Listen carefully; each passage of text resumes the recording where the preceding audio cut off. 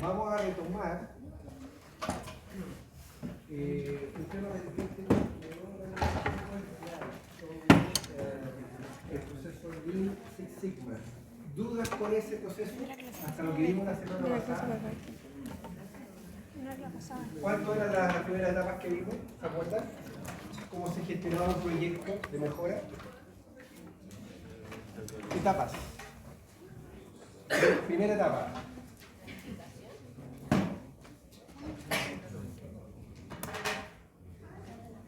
Primera etapa del proceso Lean.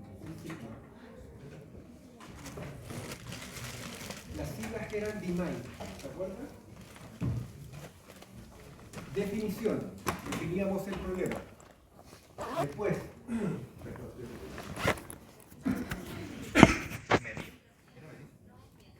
Ya. Medición. ¿Qué hacíamos ahí en medición? María. ¿Qué hacíamos en medición? Teníamos un problema, lo definíamos, ¿verdad? Lo estructurábamos, creábamos un equipo de trabajo, levantábamos lo que queríamos mejorar. Después, justamente, en una etapa de medir. ¿Qué hacemos en esta etapa? A grandes rasgos. En una etapa de medición. Tenemos un problema.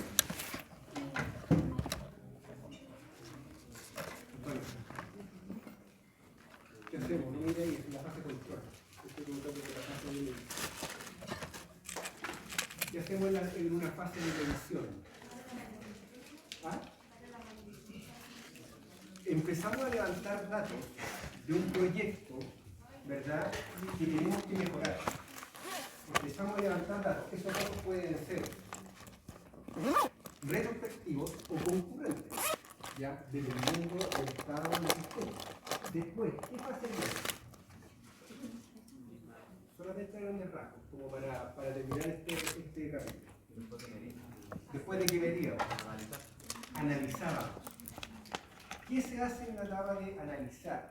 Tenemos datos ahora. Se correlacionan con una causa aparente de un dato. Porque un dato no es nada sin una causa. Empezamos, mira, César dice acá, empezamos a ubicar esos datos y a tratar de encauzarlos, ¿verdad? Y tenemos herramientas para eso, hemos visto herramientas de análisis en el curso, como cuáles.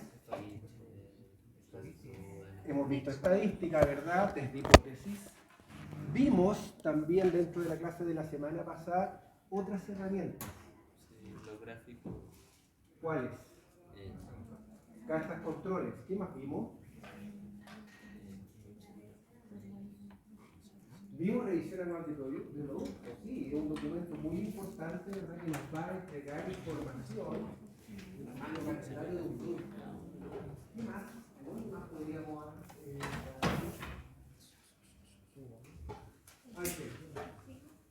¿Qué más?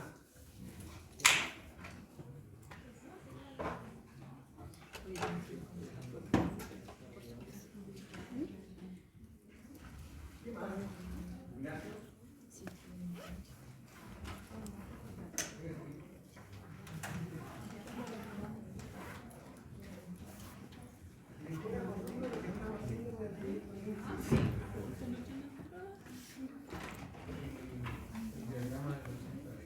¿Cómo se llamaba? Pareto. Vimos al señor Pareto, ¿no? Diagrama de Chicago, dice por acá César. El de espina de pescado. Vimos herramientas. Bien. Después de esa fase de análisis, ¿qué viene? Cuando ustedes estructuran un proyecto.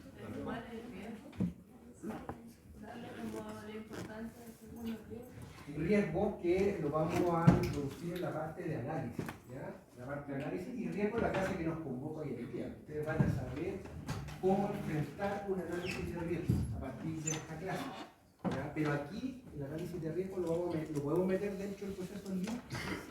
Sí. ¿Dónde? En la parte de análisis. Finalmente, ¿ya? Bien. Después de mejora, ¿qué viene? Vamos a meternos, pero falta una etapa. Mejorar, digo mejorar, y después, sí, está bien, ahora viene control. Y aquí queda última etapa, ¿ya? Como entenderán, fíjense, definimos problemas, lo levantamos, lo organizamos, ¿verdad? Hicimos mejoras, y se entiende, obviamente, que toda mejora, obviamente, tenemos que ahora controlarla en el tiempo. Y eso es lo que se traduce en la última etapa. ¿Cómo? Asignando responsabilidades, ¿verdad? Con distintas herramientas de gestión, como cartas grandes de trabajo, estableciendo hitos, etc. Fíjense, introducir gráficos, cambios, etc. Cuando uno establece mejoras en todo proyecto, como les decía, como les digo siempre, si nosotros no lo llevamos a estructura, ¿verdad? No va a existir.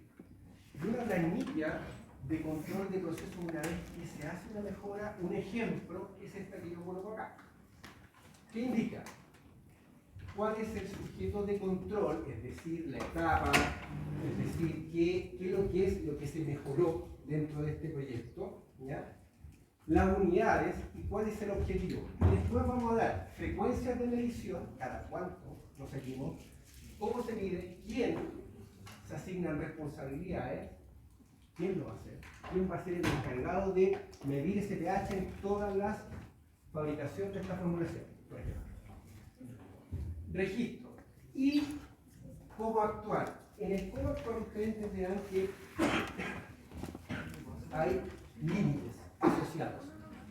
Cómo actuar significa que la persona que controla esto va a tener una tendencia tal de límites de especificaciones, tanto superior como inferior, que le permitan decir, ojo, acá tenemos un problema y esto tenemos que causarlo y o arreglarlo.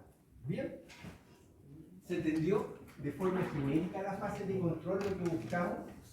Cada vez que se hace una mejora continua, muchachos, y cuando hablamos del concepto de mejora continua, no podemos mejorar y no descansar. Y esto después se sigue en el tiempo. Inevitablemente caemos en problemas si no se hace seguimiento.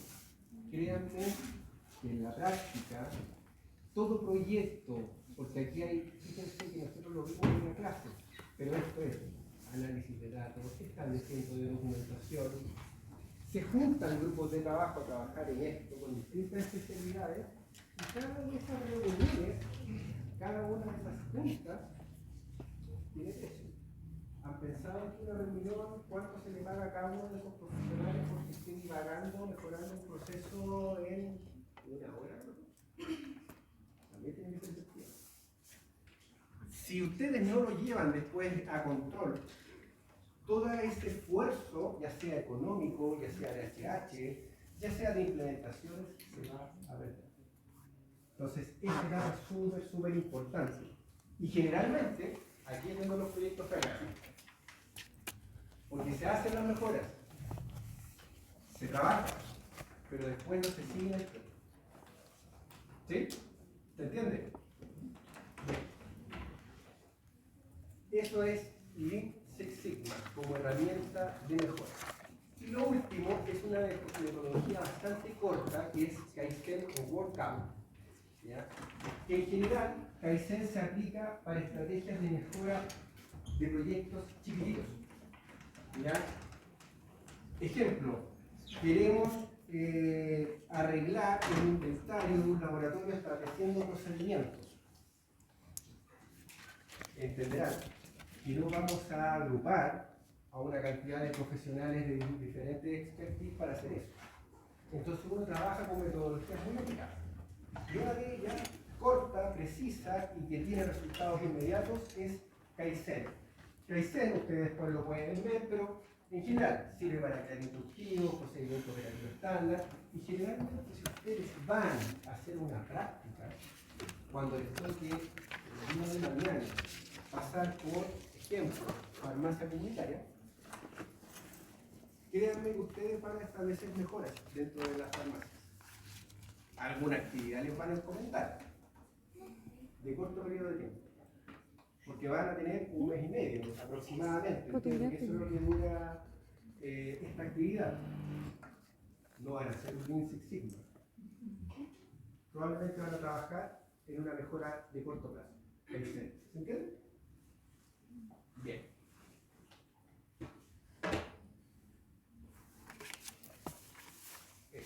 había quedado pendiente la clase anterior. Y ahora lo que nos convoca.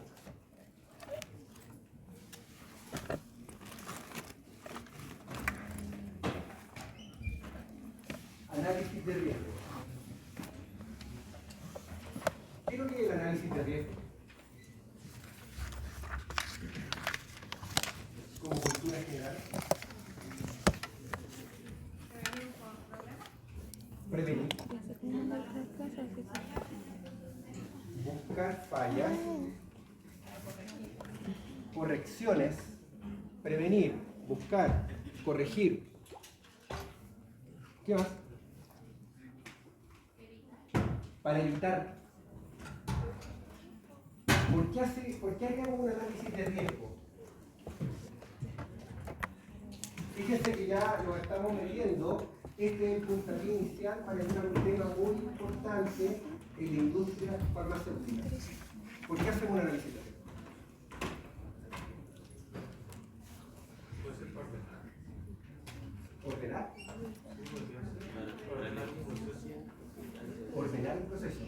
Eso lo hace con una mejora continua, no con un análisis de riesgo. Mejorar la Para dar prioridad a ciencia que está fallando como más seguido.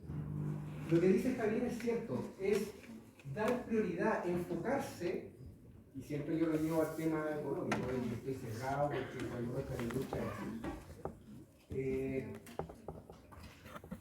Uno tiene que dar prioridad. No todo lo podemos arreglar, no todo lo podemos arreglar en un corto plazo.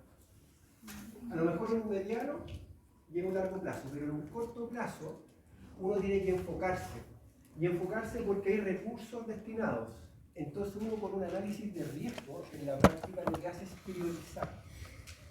Priorizar dónde van a estar mis puntos críticos de proceso, los cuales yo voy a tener que poner el ojo y tomar acciones de prevención, tomar acciones, ¿verdad?, para evitar la ocurrencia, voy a tener que tomar acciones de control. Y si ustedes se fijan, todas esas palabras que las dijimos acá se pueden llevar al modelo Six Sigma. Bien, entonces, cuando uno se enfoca en análisis de riesgo, estamos en la industria, pasa eso. Lean lo que dice ahí, fíjense. Lo primero que dice producción, si algo sale mal, es lo analizaron mal. Y lo primero que dice control es lo hicieron mal. Y ahí nos llevamos en esa disputa. Y por eso somos, entre comillas, los eternos enemigos. No es así, ¿ya? Pero es cierto. Lo primero que piensa producción es, no habrá hecho bien. Cambien el analista, cambien el equipo. ¿Ah? Y si no, viceversa. Los de control dicen, habrá usado la calentadora y dicen, una falla. ¿Ah? Y empiezan esas preguntas. Entonces, eso lo evitamos con esto. Cuando hacemos análisis de riesgo, muchachos, lo primero que tenemos que conocer es el proceso. Y por eso les comentaba anteriormente que en la participación de estos grupos de trabajo tienen que participar gente que conozca los procesos. Y una de las deficiencias que hay en los análisis de riesgo es que la actividad técnicamente. ¿Por qué? Porque una persona que no es técnicamente, que no conoce técnicamente el proceso a fondo, puede levantar riesgos innecesarios e incluso destinar después recursos y fuerzas y tiempo en trabajar en algo que no necesariamente tiene un riesgo. ¿Bien? Entonces, desde ese punto de vista, cuando uno trabaja con análisis de riesgo, usted lo primero que tiene que saber es que nunca va a tener riesgo cero. Nunca. Siempre va a haber un riesgo inherente. Usted desde que se levante y viene para acá, está sometido a muchos riesgos. Y aunque viniera con guardaespaldas o lo que sea, incluso puede tener riesgo de salud. Siempre estamos en contacto con eso. Entonces, uno lo primero que hace en un análisis, después de ejecutar un análisis, uno puede aceptar el riesgo. Convivo con ese riesgo. Pero el aceptar el riesgo, ¿qué significa? Significa que yo lo tengo a raya, lo tengo controlado. Esa es una posibilidad. Otra posibilidad es reducirlo y para eso se hace esta herramienta. Vamos a tratar, ¿verdad?, de que el RPN, el número que les nombré la semana pasada, pero que lo vamos a ver ahora de nuevo, baje lo más posible. Y eso es reducir. Lo otro es evitarlo. ¿Cómo lo evitamos? Dejando de hacer uno. Ahí sacamos la existencia de 3. ¿Qué más se le ocurre para evitar un riesgo? ¿Cómo podríamos evitar un riesgo? ¿Ah? No haciendo el procedimiento inherente de riesgo. Correcto. O cambiando como el procedimiento. Cambiándolo, modificando con un buen control de cambio, ¿verdad? Pero eso una vez que ya lo analizamos. Bien. Y la última alternativa que vamos a tener dentro de estas opciones es transferirlo. Cuando yo les hablaba de que existen laboratorios externos que se dedican a la microbiología, y hemos tenido las clases de microbiología con la profesora Verónica, y ella se dedica, su papel es hacer microbiología. Ella trabaja en un laboratorio de control de calidad externo haciendo microbiología para laboratorios farmacéuticos. ¿Qué es lo que hace ese laboratorio farmacéutico? Al transferir el análisis, no tiene capacidad, está endosando ese riesgo, entre comillas, porque yo no tengo la capacidad de gestionarlo. Bien, entonces lo endoso. ¿Sí? Entonces son formas de control de riesgo. ¿Lo habían pensado alguna vez de esa forma? Son esas 4 posibilidades que ustedes tienen cuando trabajan con riesgo. Lo primero que ustedes tienen que pensar es ver bien, ok, si no tengo alternativa y no lo puedo reducir más, lo acepto. 2, lo puedo reducir y las tesis generalmente de los alumnos de pregrado, como ustedes, o seminarios de título, se enfocan muchas veces en trabajar en la industria de análisis de riesgo. Yo les voy a mostrar más adelante una planilla de flujo SICO, una planilla real de flujo SICO, con un análisis de riesgo hecha por una alumna de pregrado. Es bastante interesante, por lo menos para mí, porque desde ese punto de vista uno puede tomar decisiones y decir, ok, si yo lo trabajo lo puedo reducir, y si no me queda otra, tengo 2 alternativas más, o lo evito o lo transfiero. ¿Sí? Y para eso hay contratos comerciales asociados, contratos técnicos asociados, pero va a depender del proceso. ¿Se entiende? Bien.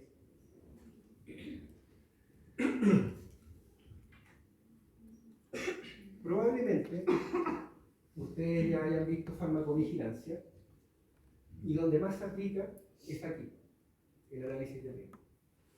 Farmacovigilancia, dispositivos médicos y sin duda en la industria farmacéutica. ¿Ya? Y vamos a conocer ahora cuál es la norma que regula este tipo de análisis y en qué nos basamos. ¿Se acuerdan que yo les comuniqué, bueno, en la primera clase vimos varias entidades normativas y dentro de una de esas están las ICH? Yo le dije a ustedes, las ICH, para los que se dediquen a la parte de industria, como armonización, son las guías. Son las guías para nosotros. ¿Bien? Ahora, cuando uno analiza riesgo, formalmente uno controla, comunica, revisa, evalúa y eso es un ciclo sin fin. ¿Por qué, Francisca? ¿Por qué? Se lo pregunté que podría hacer, eso no termina nunca. Relaciónemelo con la mejora continua. ¿La mejora continua termina? No. ¿Y si mejoramos? ¿Y si siempre estamos mejorando? ¿Pueden aparecer riesgos? Sí, obviamente. Cada vez que hacemos una mejora, podemos introducir nuevas variables. Y cada vez que se hace una mejora, muchachos, una actualización de un documento, una actualización de un procedimiento, de un instructivo, uno tiene que ver si esa actualización, que uno lo ve muy someramente como un documento, impacta en el análisis de riesgo que está realizado para el proceso. ¿Sí? ¿Se entiende? ¿Hasta acá? Bien.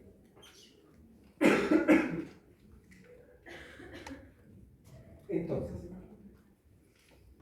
sin duda, el análisis de riesgo aplica a todas esas etapas que ustedes ven ahí y en la práctica Si uno desglosa eso, son los puntos normativos de la norma técnica 180, 139 o la 127, que ya la hemos revisado.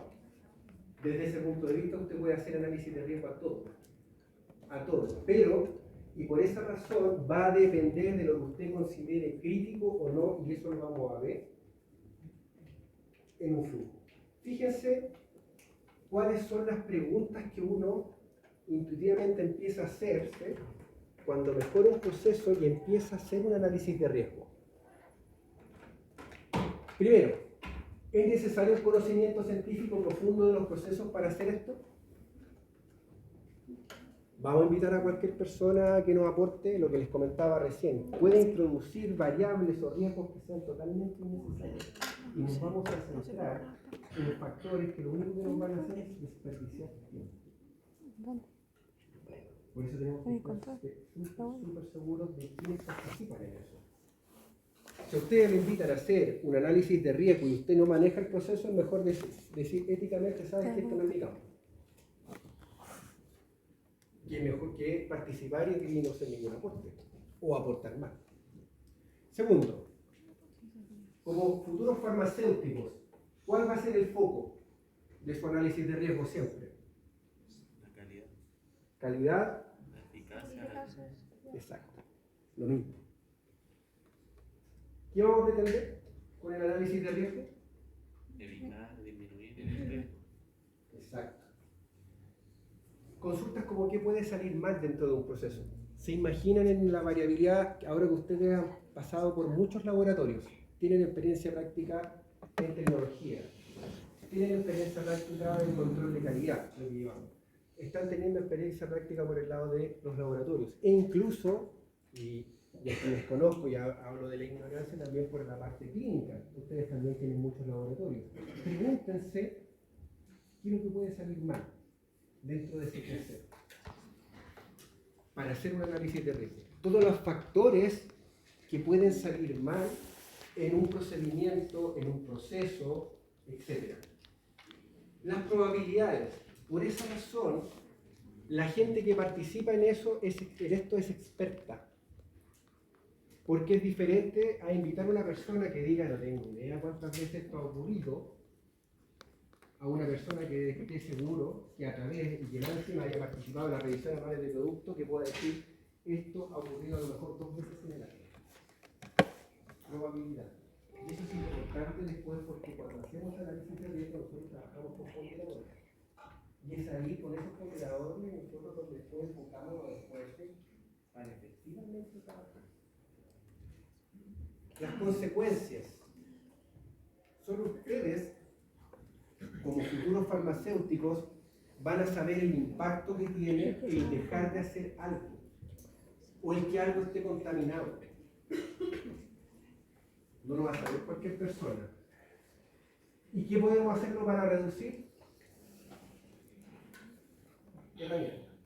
Entonces, el principio de análisis de riesgo se basa en conocimiento científico.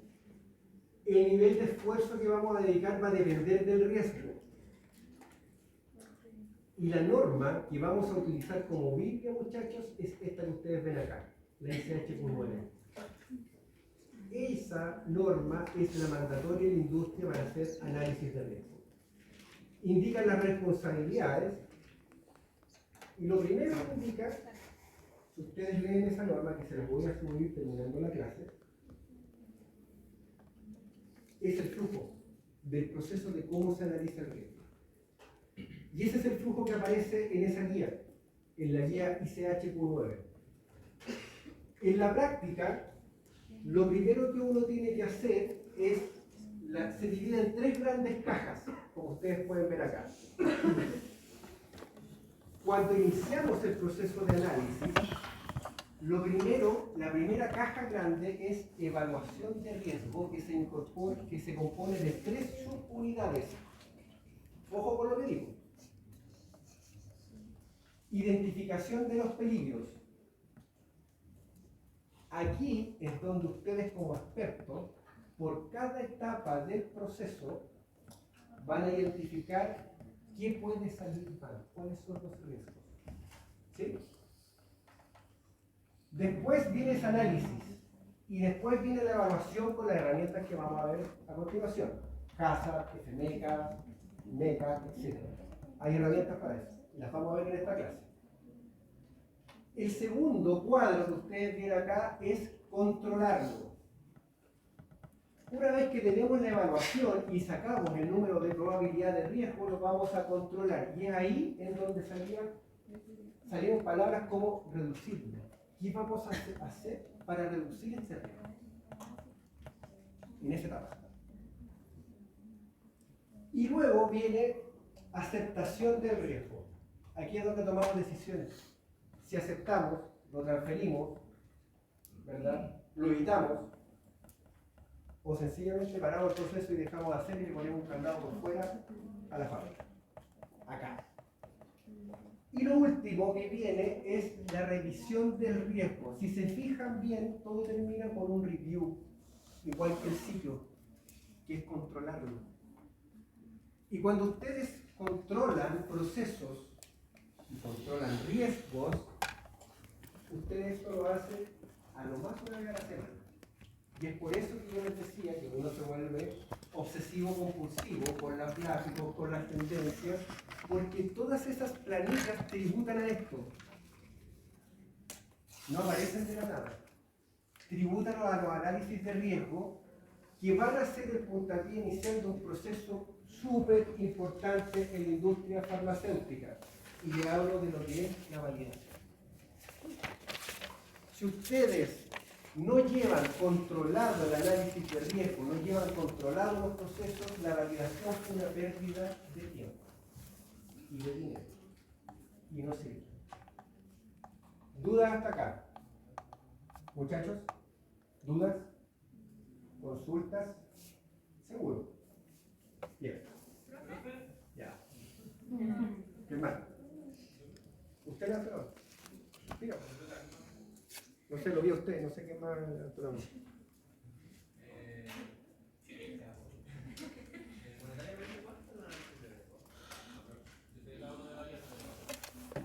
Cuando uno hace un análisis de riesgo, esto análisis de riesgo se me pasa aquí en tu trabajo. Monetariamente uno tiene que estar en las horas que se usan en el día. O sea, en la práctica, veamos el sueldo de ese profesional, tomaríamos la verdad en 45 o 40 horas semanales, dependiendo de lo que se está discutiendo ahora. Y pongámosle precios a la hora para la de trabajo. Después de esto, usted tiene que hacer y que podrían ser incluso de condicionamiento, ¿verdad? Porque usted va a tomar decisiones, si aceptarlo, va a reducirlo, a lo mejor para reducirlo decisiones. Entonces, ¿cuánto saben? Es una pregunta que nosotros responder a la básicamente punto del proceso. Pueden ser algo muy concreto, muy chiquitito, porque a lo mejor podríamos hacer un análisis de riesgo solamente para ver los problemas que tiene el área documental. Y ahí el gasto va a ser, ¿verdad?, computadores, etcétera, no sé. Pero si es un proceso de manufactura, si es un análisis que esté involucrado un equipo ICP masa-masa, donde sale 250 millones de pesos. Y ya se tiene un problema. ¿Alguien más? ¿Esto se hace como no tiene que tener un equipo de análisis de riesgo en el laboratorio o se hace como la auditoría? Generalmente, uno, cuando yo partí diciendo, tiene que participar alguien dentro que tiene que conocer el proceso a fondo. Si usted contrata, lo único que yo le diría es asegúrese de que esas personas que usted vaya a contratar se interioricen tal en su proceso de que no levante riesgos innecesarios y que efectivamente ataquen los problemas que usted tiene. ¿Se podría hacerlo? Sin duda. Pero el riesgo sería contratar gente que se dice especialista y que no lo sea. ¿Sí? ¿Alguien más? ¿Alguien más había preguntado algo? ¿No? Vamos bien acá entonces. Muchachos, vamos a partir por lo que es la evaluación del riesgo. cuando hacemos evaluación de riesgo, lo primero, como la cajita grande, fíjense, acá, arriba estoy. Lo primero que ustedes empiecen a preguntarse es, bueno, ¿qué va a salir mal? Preguntas que ustedes ven ahí. ¿Cuál es la probabilidad que vaya a salir mal? ¿Y cuáles son las consecuencias de que esto salga mal? Y eso ustedes lo van a saber siempre y cuando ustedes sean los expertos que están analizando. Lo segundo, y aquí me paso ya a la identificación de los peligros, subetapa dentro de la evaluación del riesgo. ¿Se entiende dónde voy? Estoy aquí. Lo primero que les dije es la evaluación, como concepto genérico. Lo segundo que les estoy diciendo, ahora me estoy metiendo en la identificación de los peligros. Cada etapa dentro de un proceso, y ese proceso ustedes lo pueden diagramar a través de qué tipo de herramienta que vimos en clase. La semana pasada vimos una herramienta para hacer flujos de proceso. Diagramas de flujo, y eso tiene un nombre, una abreviatura. Ese análisis de riesgo. En ese tipo de diagrama, ustedes pueden identificarlo. ¿Ya? Y en la práctica, fíjense, ¿qué es lo que ven? Datos históricos. ¿De dónde van a sacar esos datos históricos? ¿Qué elementos tienen un documento importantísimo para la historia del producto? Y que también lo vimos. RAP. Bien. Los análisis teóricos, prospectivos, las opiniones del personal que realiza esto. Generalmente, en los análisis de riesgo tiene, y yo les diría más, debe participar el operador, porque es el que conoce el detalle del proceso y lo lleva en la piel. Ustedes no lo van a estar viendo siempre. Y ellos son los que pueden sincerarle muchos problemas que ustedes no sean capaces de ver. Pero sí son capaces después de gestionarlos y abordarlos, para evitar que ocurran y para evitar que esos problemas, la solución de esos problemas dependan de solamente ese operador, de una persona. Y que eso esté procedimentado y que cualquier persona con las competencias necesarias pueda ser capaz de identificarlo. ¿Se entiende? Y no hacerlo cargo de una persona, que es lo que pasa. Y ahí es cuando está el problema, porque esa persona falta y resulta que nadie más sabe cómo hablar un equipo. Nadie más sabe cómo levantar, por ejemplo, no sé, el distribuidor. Nadie más sabe cómo ver ese HPLC. Ahí. Uno de los riesgos identificados podría ser déficit de personal o personal competente no calificado. La segunda subetapa es analizarlo. Fíjense que son palabras del ciclo Lean Six Sigma. Empezamos a analizar, y aquí ustedes pueden meter las herramientas que vimos en Lean Six Sigma. ¿Cómo lo van a analizar? ¿Con qué herramientas van a utilizar? Para ponderar. Y luego de eso, ustedes van a evaluar. Van a comparar riesgos. ¿Cómo vamos a evaluar? Y para eso vamos a profundizar ahora en planillas, que es FMECA. Y tenemos otra herramienta que la verdad no se usa mucho en la industria farmacéutica, se usa más en la industria de alimentos, que yo se las mencioné en la primera clase, que se llama HACCP. Esa también es otra herramienta de análisis de riesgo. ¿Bien? Pero lo que más utilizamos nosotros en la industria es FMECA. Entonces, si ustedes se fijan en ese esquema, en la práctica, cuando estamos en la primera caja grande de evaluación de riesgo, vamos a identificar, vamos a analizar y vamos a evaluar. Aquí lo que hacemos es, primero, ver cuántas veces ocurre o ha ocurrido ese problema. Y es por eso que invitar gente que no sepa del proceso puede decir, puede ocurrir este problema, pero el que sabe del proceso le va a decir, sabes que eso no pasa porque tenemos ciertos controles. Probabilidad, tiempo asociado. ¿Tenemos controles? ¿Somos capaces de detectar? Sí, ya, ok. esto ha pasado. Vamos a definir que un problema X pasa. ¿Tenemos controles? Y a eso se refiere la detectabilidad.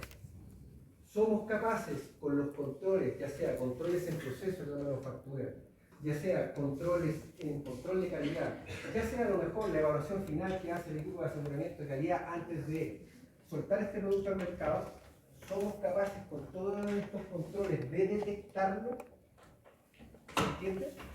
Y a eso le vamos a poner un ponderador. Puede ser que a lo mejor en esta instancia ese ponderador sea bajísimo. Y puede ser que se pase, pero nosotros tendríamos que hacer acciones para que, si ustedes se fijan, este ponderador, ojalá sube. Nosotros tendríamos que ser capaces siempre de detectar, ¿se dan cuenta, no? Y que probabilísticamente ocurra lo menos posible. ¿Se va entendiendo? Y la severidad, ahí depende del producto del proceso. ¿Cuán severo es si se pasa? Conversábamos con una de sus compañeras en el laboratorio, Javiera, me dio un ejemplo, un parenteral, por ejemplo, que tuviera fragmentos de vidrio. ¿Ha ocurrido? Tendríamos que ver la historia. Probabilidad. ¿Cuántas veces eso ha ocurrido? ¿Somos capaces de detectarlo? Ese problema, puntual, en un proceso, en un flujo de proceso. Y la severidad es altísima. ¿Se imaginan un parenteral? Entonces, si la severidad es alta, ustedes entenderán de que por muy baja que sea esa probabilidad, que a lo mejor no ha ocurrido nunca, que tengamos millones de controles que sean capaces de detectarlo, pero si esa severidad es altísima y es muy grave, ustedes entenderán que eso es un parámetro no solamente de control, es crítico. Y vamos a tener que convivir con eso y a lo mejor no vamos a poder disminuir más ese riesgo, pero lo vamos a tener que fiscalizar. Y aquí es donde vamos a tener que poner esfuerzos, ¿verdad?, sobrehumanos en este proceso. ¿Se entendió lo que dije? De los ponderadores. Creo que eso no entendiendo bien como ¿qué tipo de ponderadores podrían ser como? Vamos a verlo más adelante con números, ¿ya? Pero lo que quiero que entiendan solo en este momento es que la probabilidad puede ser alta o baja. Y aunque sea baja, si el impacto, la severidad es muy elevado, es muy crítico, estoy hablando de muerte, ¿verdad? Yo no puedo formalmente tomar decisiones como o transferir o evitarlo, tengo que aceptar ese riesgo y tengo que controlarlo a un nivel máximo. ¿Sí? Lo que yo busco siempre es que la probabilidad sea baja, que la forma de detección sea altísima. Para ese problema puntual de los vidrios en este parenteral, yo tengo que establecer todas las medidas de control que se me ocurran en mi cabeza para que eso no ocurra. Puedo tener a lo mejor en un inicio, antes del análisis de riesgo, 2 medidas de control. Hacemos el análisis de riesgo, 10 medidas de control. La probabilidad va a seguir siendo baja, a lo mejor nunca nos ha pasado. Pero la severidad va a seguir manteniéndose. Por mucho que yo baje la probabilidad, baje la detección, la severidad va a ser crítica. Si se llega a pasar uno, dejamos. ¿Sí? Si ustedes se fijan, entonces, probabilidad, detectabilidad y severidad van a tributar a tiempos pasado, presente y futuro dentro de un análisis. ¿Bien? Pregunta que me hace Antonio, ¿cómo lo hacemos? Bueno, tratando de responder su pregunta, hay normativas, como ISO, como usted ve ahí, en las cuales dicen, mira, la categorización de la probabilidad nosotros sugerimos, acuérdense que las normas ISO no son mandatorias, ¿sí? Eso les quedó claro después de la solemne 1. No son mandatorias. Sugerimos que en este caso, cuando usted vaya a hacer un análisis de riesgo, algo que considere frecuente, otorgue que esos eventos ocurren en un número mayor o igual a 10 elevado a menos 3. Y si se van hacia abajo, improbable, menor a 10 elevado a menos 6 eventos, como eventos. ¿Bien? ¿Esto puede cambiar? Sí. Depende mucho de la industria. Depende mucho, ¿verdad?, del criterio que tenga aseguramiento de calidad. Solamente les estoy dando un ejemplo como un ejemplo. ¿Bien? Pero se categoriza. Entonces, uno podría incluso categorizar que para mí frecuente es que ocurra una vez al semestre un evento. O improbable, yéndome al extremo, es que ocurra una vez al año o cada 5 años. Factor tiempo. Depende mucho de la experiencia del proceso de manufactura y esto viene desde el desarrollo de la manufactura de este producto. Siguiendo con lo mismo. Cuando ustedes van a hacer la clasificación de ese riesgo, ahí está la severidad, Antonio. Fíjese, por ejemplo, podríamos establecer un ponderador catastrófico como ponderador 5, la muerte del paciente. O no apreciable cuando tenga inconvenientes menores. ¿Qué puede ser un inconveniente menor?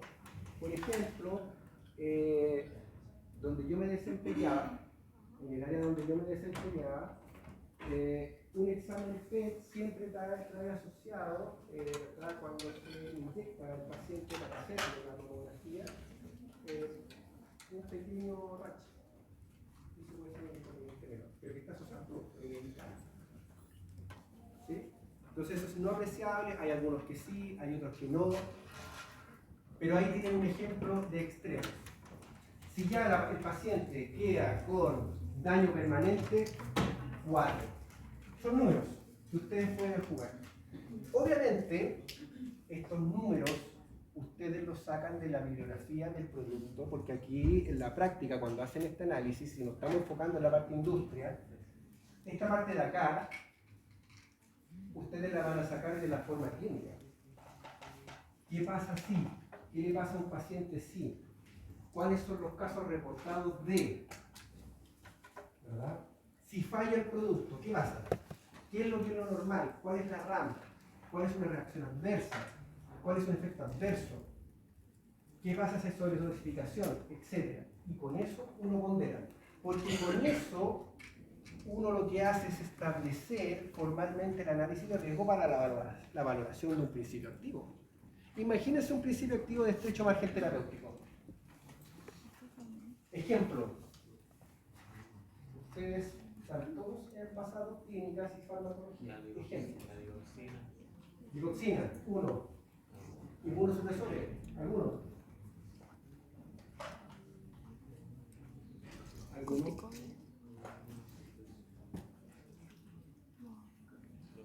No. Talidomida, por ejemplo.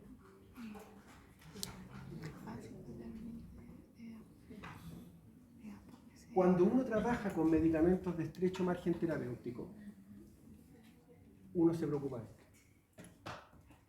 Y uno hace análisis de riesgo. Y es por eso que ahí a lo mejor les hace sentido que en control de calidad la valoración de un activo que es lo que estamos haciendo, ¿verdad? Por UV, las curvas de calibrado, etcétera, etcétera, etcétera, toma relevancia. Porque esa valoración, esa entrega de ese resultado formalmente que hace el control, imagínense esa ayuda. Cuando hacemos un análisis de riesgo, y lo vemos así. ¿Se dan cuenta? ¿Dudas? ¿Hasta aquí? ¿Puede repetir el ejemplo que es más apreciable? Estrecho margen terapéutico. ¿Y qué pasa con un activo de estrecho margen terapéutico? Y lo llevé ahora a la parte que estamos haciendo en el curso, que es el control de calidad y la valoración. Cuando uno hace una valoración, formalmente, muchachos, ustedes la hacen, y en la industria les va a pasar que esas especificaciones técnicas ya están metidas acá. Ya alguien hizo un análisis de riesgo. Y si esa valoración hay un falso negativo, podría ser que el producto no funcione. Y si hay un falso positivo, que no sobrepase. Y por eso les puse el extremo, el caso contrario de un estrecho margen terapéutico. Y la valoración es tan compleja que por eso estos análisis de riesgo son muy minuciosos. Porque si nos pasamos, podemos ocasionar muerte. ¿Bien? Lo que ustedes están haciendo el control de calidad, que lo ven como un proceso aislado, en la práctica, cuando va al Instituto de Salud Pública y ve las valoraciones, ve los análisis que ustedes están haciendo, van a pedir formalmente la validación del proceso y como entrada les van a pedir el análisis de riesgo. Y ese análisis de riesgo es enfocado no solamente a la manufactura, sino que también a la parte clínica. Porque podría ser que las especificaciones que estén en control de calidad no conversan con la clínica. ¿Se dan cuenta de lo que les estoy diciendo? Y esa especificación, imagínense, el control de calidad tiene un máximo de 5. Y resulta que la unidad de farmacovigilancia tiene reportado que el máximo es de 4. Y control de calidad está liberando con un límite de especificación de 5. ¿Ha pasado? Sí. Ha pasado. No vamos a decir de quién, pero ha pasado. Entonces, ahí es donde yo les estoy diciendo formalmente, esta unión de equipos de trabajo tiene que conversar, hacer, ¿verdad? Ser una unión armoniosa, formal, cuando se analiza este tipo, cuando se utilizan este tipo de herramientas para la validación del proceso. Pasamos a la segunda caja, controlar. ¿Qué va a pasar aquí? ¿Quién me ayuda? ¿Francisca me ayuda? ¿Arreglo? Sí. El control de riesgo incluye la toma de decisiones para reducir y aceptar el riesgo. El propósito del control de riesgo es reducir el riesgo a nivel aceptable. La cantidad de esfuerzo utilizado para el control de riesgo debe ser proporcional a la importancia del riesgo. Los tomadores de decisiones podrían utilizar diferentes procesos, incluido el análisis de costo y beneficio, para comprender el nivel óptimo del control de riesgo. ¿Qué le llama la atención de esto?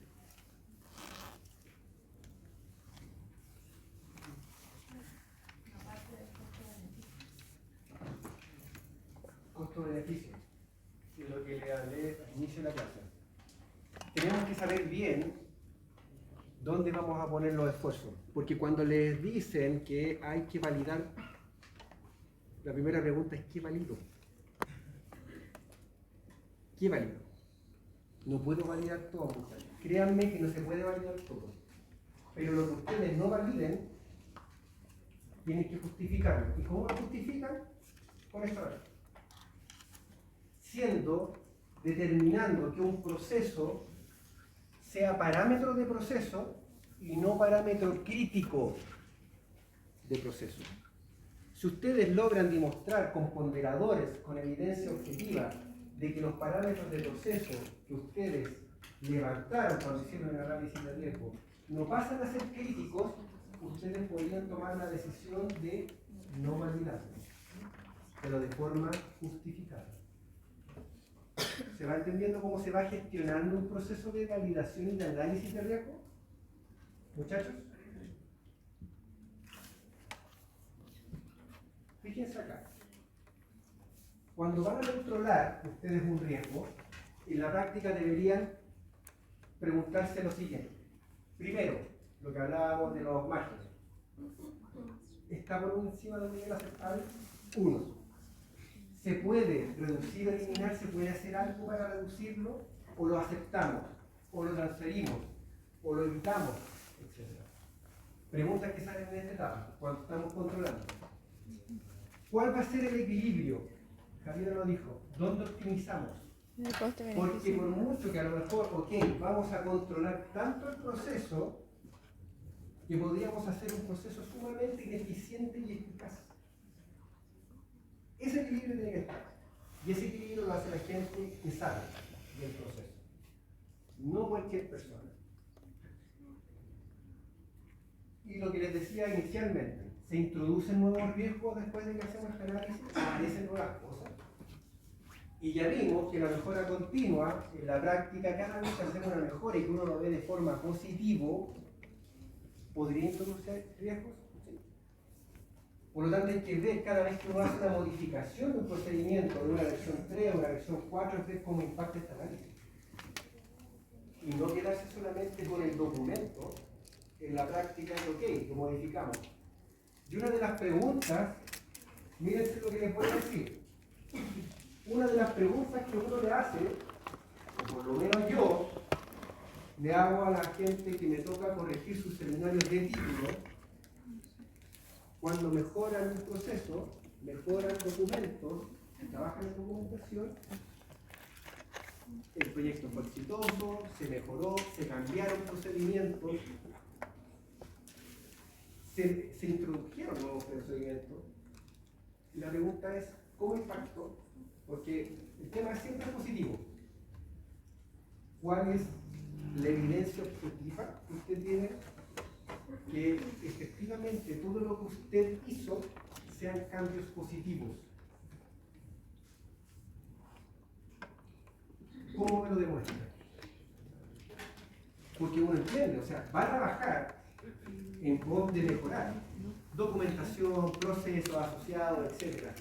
Pero la pregunta es, ¿introdujo nuevas variables o no? Porque cuando uno hace cambio, introduce nuevas variables. ¿Cómo eso? Y una pregunta que uno le hace al alumno, y lo hacen evitar en esa instancia de reflexión, en la cual está defendiendo su examen de grado, es ¿cómo afectó sus mejoras al proceso? ¿Con qué herramienta? ¿Cómo lo valoró? Buena pregunta.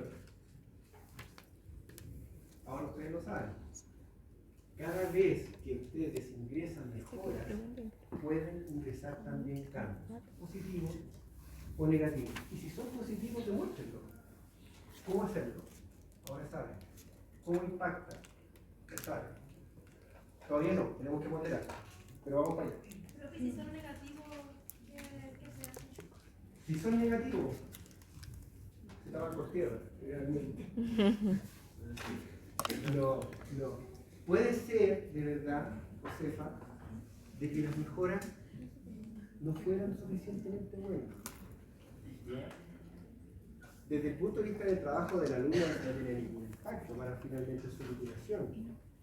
Pero lo que se demuestra que la que se encontraba o lo que se consideraba como una propuesta de mejora, el camino no va por ahí. Y pasa mucho en los seminarios de investigación, en los cuales generalmente cuando uno investiga en el laboratorio, los resultados que uno tiene realmente no son los que quisiéramos realmente, pero contribuimos a la ciencia, es decir, el camino no va por ahí. ¿Sí? Bien.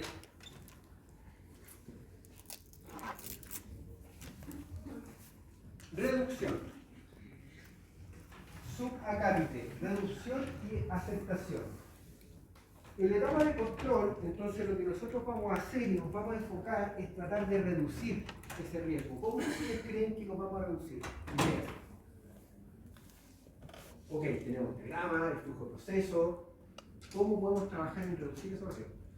Ahí están. Ayúdenme con alguno de ellos. ¿Cómo lo hacemos?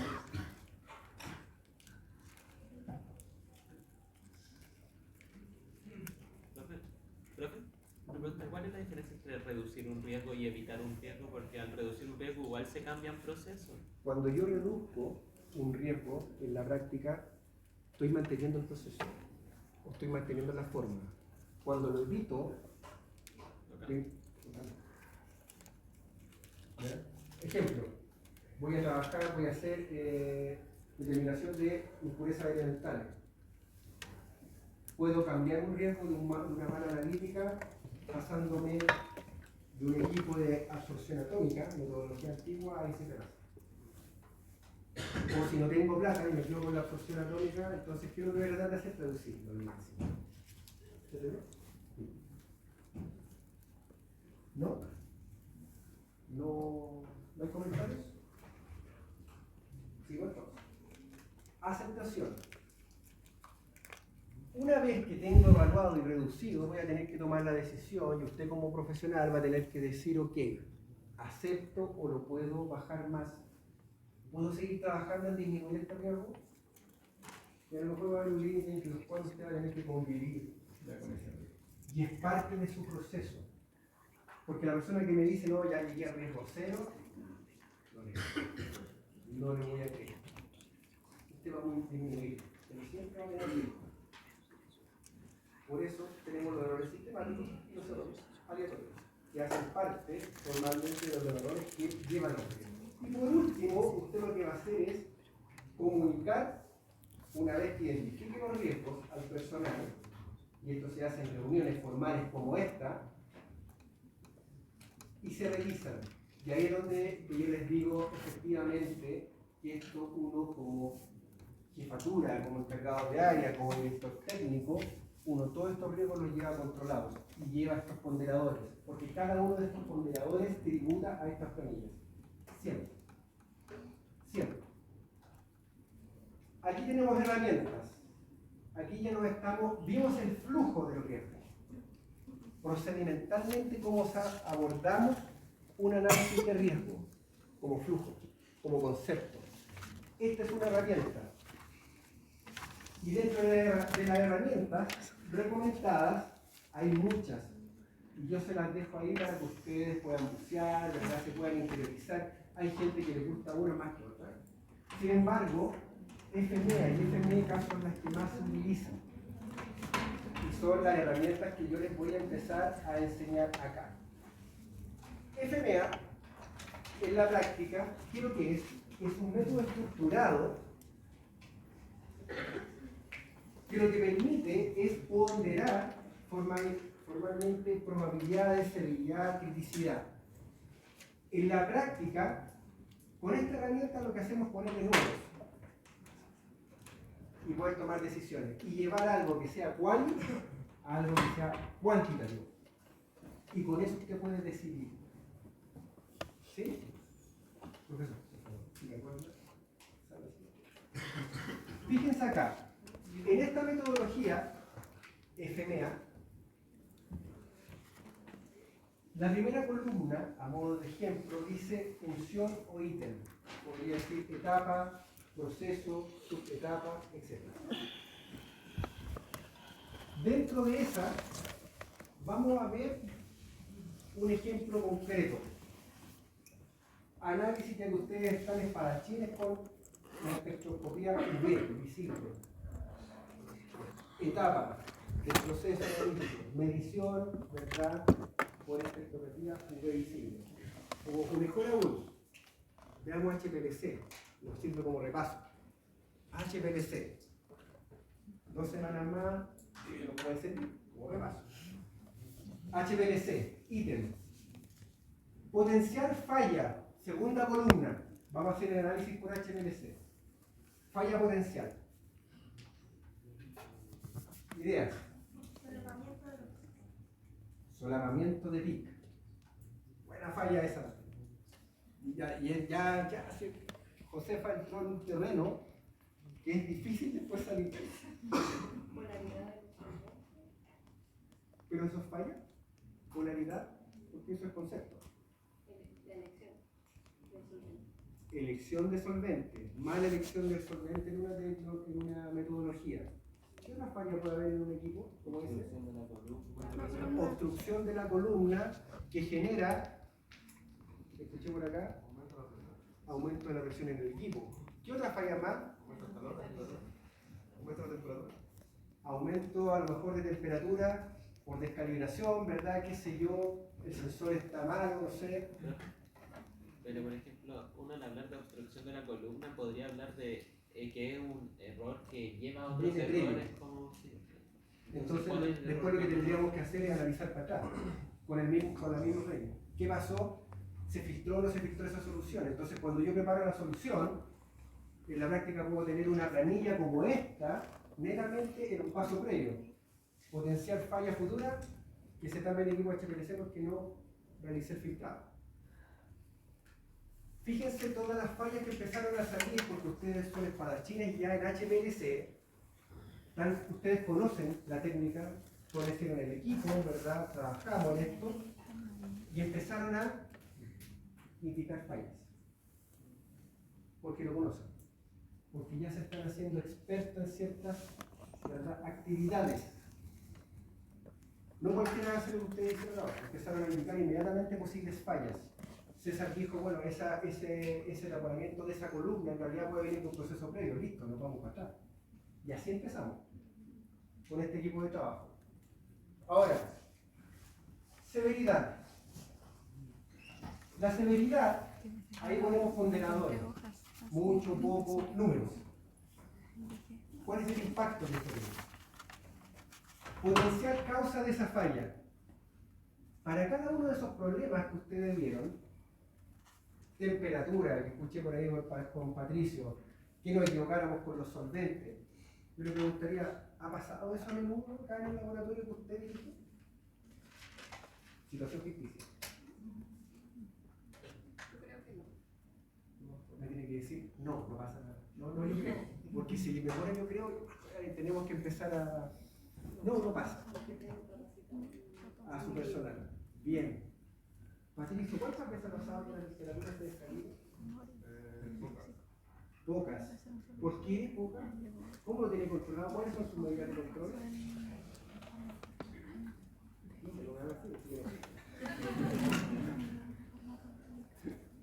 ¿Cuáles son las medidas de control que usted tiene, por ejemplo, para que esa temperatura no se le dispare? Tiene el equipo calibrado, escuché, ¿no? Con mantención al día. Eso me dijo, ¿cierto? Bien, bien, Patricio. Se dan cuenta que en la práctica, después nos vamos a ocurrencia, controles. Lo que estamos viendo son controles. Tenemos el equipo con mantención y calibración al día, una vez al año, etc. Lo podemos detectar y con eso, con estos ponderadores, sacamos el RPN específicamente para un problema. ¿Entendieron cómo es el flujo? ¿Cómo se trabaja esto? Vamos avanzando. Entonces, ahí van a ver lo que acabamos de hacer como descripción. Ejemplo. Lo van a ver acá. Primera columna es una descripción del proceso. Segunda columna, las posibilidades de fallo. Ejemplo concreto que vimos aquí, con un equipo HPLC. Tercera columna, adelante. Efectos potenciales del fracaso. Cuarta columna, ¿cuál es la gravedad? En el caso del HPLC, y que vimos de una falla de temperatura, etc., la gravedad no va a hacer que el paciente se muera, esa cosa ni siquiera va a salir. Pero sí podría haber un ponderador de gravedad interna para nuestro laboratorio. Que a lo mejor sea gravedad máxima es que no podamos hacer el análisis, ¿se entiende? Va a depender de dónde estemos ubicados. Avancemos. ¿Cuáles son las potenciales causas de falla? Dijimos que no ocurría mucho, ¿verdad? Que era poco probable por ahí, que esto no era menudo. Y adelante los dos. ¿Qué controles podríamos tener? Ok, Patricio me dijo tenemos el equipo con calibración. Sí. Lo podemos detectar, por supuesto, porque el sensor como está calibrado, en la práctica si se dispara la temperatura, podríamos detectar. En el caso de que se tamponara, ¿verdad?, una columna, el sensor de presión del equipo también está calibrado, como está la mantención hecha al día y es capaz de detectar. Y por último, va a haber filtración por todos lados de ese equipo. Van a empezar las uniones a secretar solución, pasemos. Listo. Adelante. Y calculamos el número de probabilidad, que es el producto de la gravedad, ocurrencia y detección. Fíjense que es un ponderador. En la práctica lo que uno hace es una multiplicación de esos factores. Se entenderá que esa multiplicación, mientras más alta sea, más alto el valor de RPN, y se entenderá que ese valor de RPN es el que yo tengo que tratar de bajar. ¿Sí? ¿Me expliqué? ¿Muchachos? Estoy hablando chino.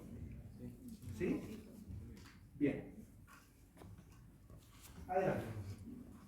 Listo. Una herramienta similar a FMEA es FMECA, en donde ponemos ahora la palabra criticidad.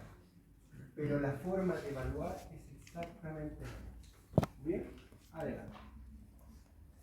Entonces, ventajas: van a identificar características claves, posibles modos de falla, referencia para poder conderizar problemas, y todo eso ustedes lo van a llevar al documento de revisión anual de productos.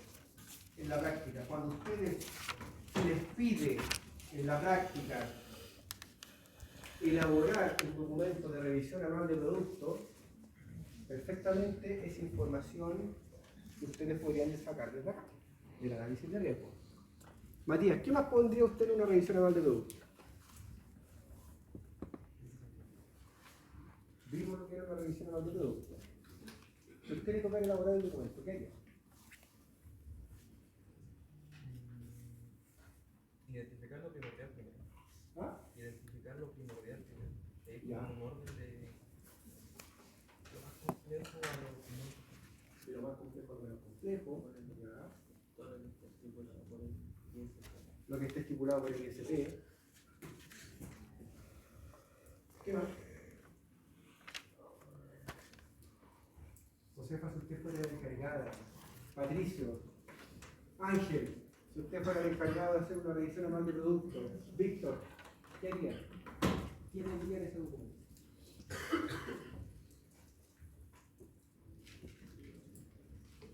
Sigamos, pero tengo para que te digan. Entonces, fíjense acá.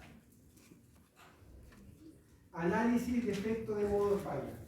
Entonces, algo muy simple que ustedes pueden ver es en esta tabla. Es un proceso, dice inicio del proceso, secado, mantención de temperatura. Fíjense, modo de falla, acá contaminación. ¿Cómo se podría contaminar? ¿Cómo podría haber una contaminación? La causa potencial es vestimenta sucia del operador o limpieza de equipo insuficiente. Y se ponderan. Esos números no están escritos en piedra, dependen de la empresa en la cual ustedes trabajan, ¿ya? En las cuales se categorizan, quiero que es más crítico, no es crítico, etc. Incluso podemos tener 3 ponderadores, 1, 3 y 5, mayor, medio, bajo, y sería. Hay otros que profundizan un poco más para la toma de decisiones. Pero acá ustedes pueden ver que hay un RTN 2, en realidad, que son los que están por sobre los 50.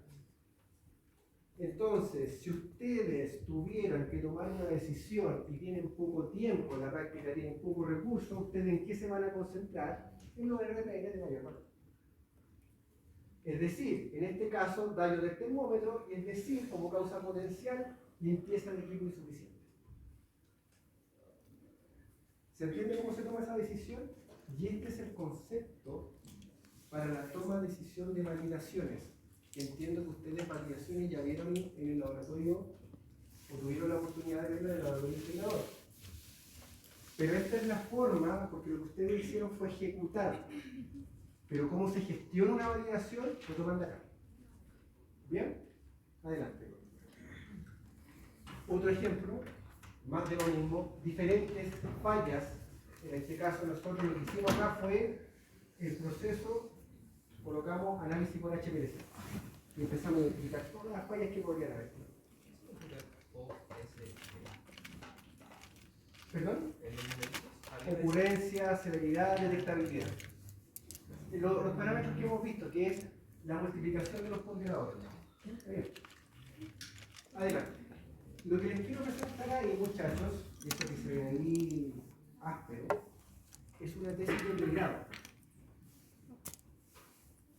de una alumna que me tocó dirigir, y ella trabajó con un flujo de proceso o diagrama SIPO.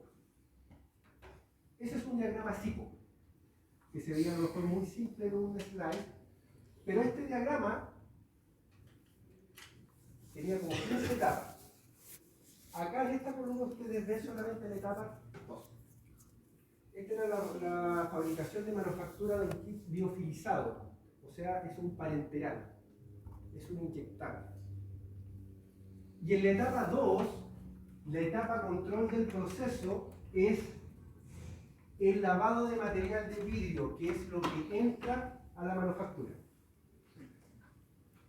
Fíjense todo lo que esta alumna identificó dentro de este proceso, solamente en esa etapa. Y vamos a entender este diagrama SIPO como la entrada, equipo documento, qué es lo que entra, la etapa del proceso, cuál es la salida, qué es lo que sale en esta etapa, cuál es el parámetro de proceso que vamos a controlar, cuál es el atributo de calidad que vamos a controlar, cuál es la frecuencia de verificación y quién es el responsable de hacerlo. Etapa 2 de un proceso que les dije de 15 etapas. ¿Sí? ¿Se entiende de forma macro lo que están viendo acá?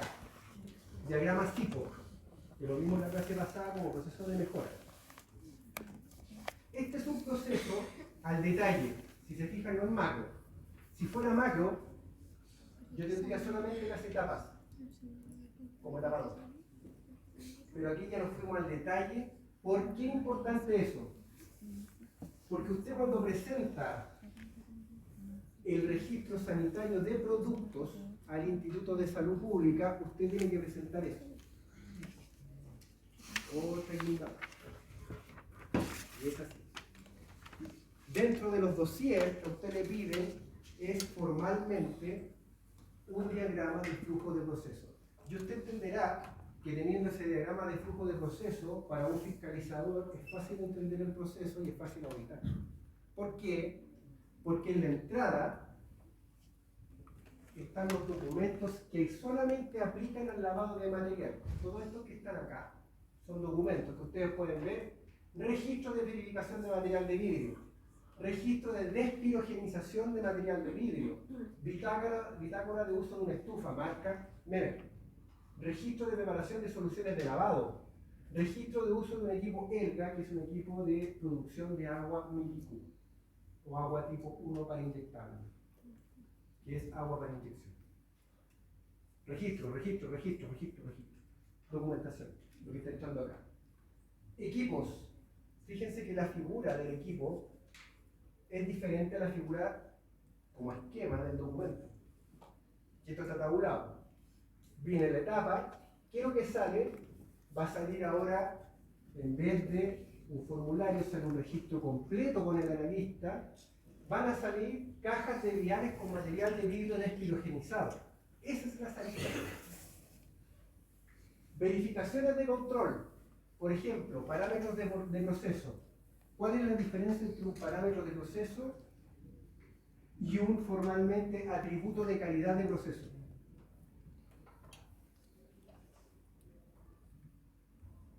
Parámetro de proceso. pH. Atributo de calidad. Entre 5 y 7. ¿Se entendió la diferencia? Entonces, en este caso, la estufa tiene que despirogenizar. Se entiende que esa estufa está calificada. No hemos visto calificación, partimos la próxima semana. Se entiende que está calificada. Pero las instrucciones de parámetros de proceso que ustedes pueden ver ahí, dice temperatura de despirogenización, atributo de calidad, 250 grados y chequeo de la estufa con monitores también. Aparte, o sea, tiene sensor interno, la estufa probablemente tal, y aparte se le colocaba sensores externos. Y uno iba registrando la temperatura de despirogenización validada o calificada dependiendo de la carga de trabajo que usted vaya a incorporar o vaya a despirogenizar. Y así se complejizará. Entonces, lo que ustedes pueden ver acá, este lavado de material de vidrio, hemos hecho acá el análisis de riesgo. No. Es triste decirlo, pero no. Acá lo único que establecimos es el detalle de una etapa de flujo de proceso. Y eso es lo que van a tener que hacer ustedes después. Y por eso les digo, y ojo, que es para todo proceso. Si ustedes en lo que trabajen, diagramen así. Es la única forma de entender a cabalidad su proceso. Después de esto, ustedes recién dicen, ok, tengo que identificar etapa 2, vamos a hacer el análisis de riesgo. Ya. Hago el análisis de riesgo. Estábamos en la etapa 2. ¿Qué es esa? Parámetros de proceso. Hablamos de la temperatura de despirogenización de la estufa. Cuando analizamos el riesgo, vimos temperatura, pero también había, si se devuelve una profesora de inglés, tiempo de despirogenización, decía mínimo 2 horas. Por lo tanto, para despirogenizar material por calor húmedo, son 250 grados Celsius por 2 horas como mínimo en plató constante. No con rampas de temperatura que está subiendo y bajando. Constante 250. ¿Sí? 2 horas. Adelante. Entonces, si evaluamos, fíjense lo que está arriba. Dice evaluación de riesgo en inglés. Risk assessment. Ahí. Fíjense lo que está ahí arriba, sigue el mismo flujo y el esquema, y ustedes lo pueden revisar en sus tablets, del esquema de la ICH-9, que es la forma de evaluar el conducto como forma de evaluarlo.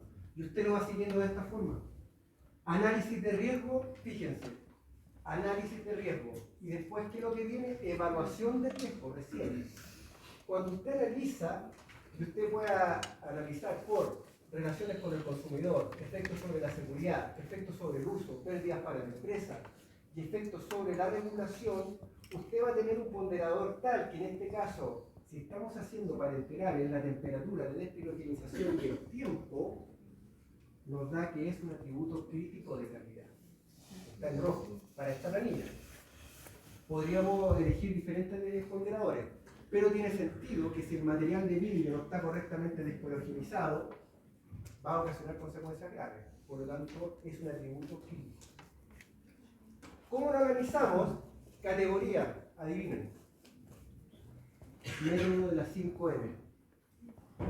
Máquina, material, método, medio ambiente, mano de obra, medición. Y en este caso, se daba el problema de defecto de falla, de acuerdo a FMECA, indica que no llega a 250 la estufa. Fíjense que es un parámetro desde todo el análisis del método de las 5M.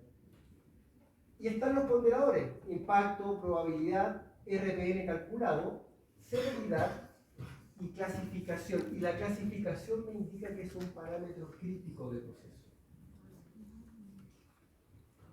Entonces, si ese parámetro crítico de proceso, al igual que todo lo que yo analizo ahí, está en color rosadito, fíjense que lo otro que dice PP es parámetro de proceso.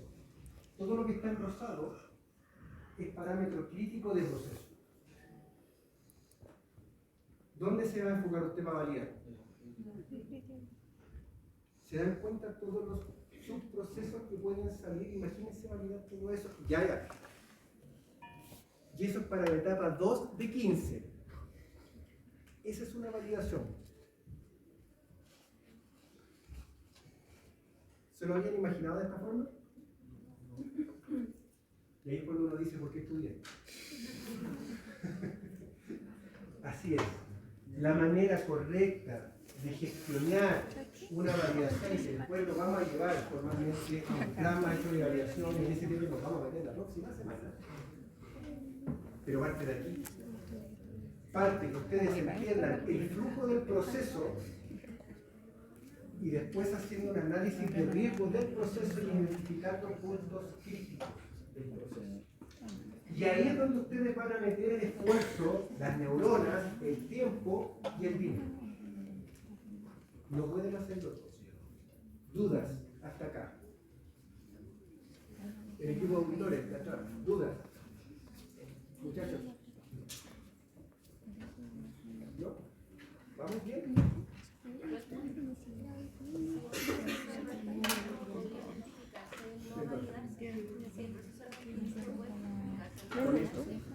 Con esa herramienta, pero fíjese todo lo que usted hizo para poder justificar el proceso.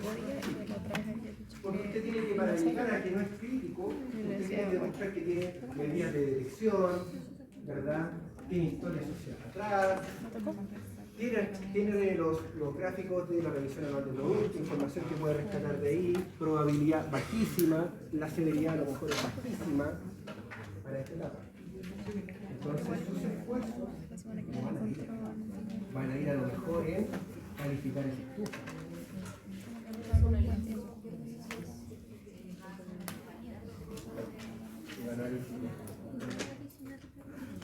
¿Sí? No es llegar y decir, ok, valido todo, ¿por qué valido a diestra y siniestra? Si usted no tiene esto, siendo súper honesto, usted no puede presentar la iniciativa de otra cosa. ¿Por qué? Porque el registro sanitario le va a medir el flujo de proceso. Entonces, el personal del instituto va a venir y va a decir, llegamos, venimos a tomar desayuno con ustedes, un día de café, y después del café de bienvenida, mire, vamos a ver tal formulación. Yo tengo el flujo acá. Y quiero ver X lote. Y si usted se fija, en el flujo de proceso, indicábamos que la estufa tiene que estar a 250 grados Celsius por 2 horas. Esa es una especificación técnica, ¿se dieron cuenta? Esos valores están dentro del registro que tiene que tener el analista o el operador cuando saca el material de equilibrio de la destinación. Y tiene que adjuntar ese gráfico. Tiene que adjuntarlo, imprimirlo o sacarlo con puerto USB, como usted quiera ahora, pero esa es la evidencia formal de que el proceso se llevó a cabo y esa es una especificación técnica de esa subetapa de proceso. Si eso no se cumple, obviamente no podemos seguir ni pensar en hacer la manufactura, porque el material de vidrio no está deshidrogenizado. ¿Dudas hasta acá? ¿Complejo? Sí, lo sé. Y créanme que cuando alguno después de esto de hacer su secundaria y violación y se metan en este mundo, no va a terminar a mal, ¿no? De verdad. Uno se enamora de estas cosas. En el buen sentido de la palabra, uno le toma cariño a estas cosas. Pero con esto usted demuestra cumplimiento. Y por eso nuestra profesión, muchachos, es tan rigurosa. Y por eso yo les decía desde un inicio que otras industrias se conforman con calibrar el equipo. Nosotros no nos conformamos con calibrar el equipo. La calibración del equipo está metida dentro de las cosas que yo tendría para no provocar fallas dentro de la máquina. Ahí está la calidad. Esa subparte es la calibración dentro de un análisis técnico. Vamos a ver.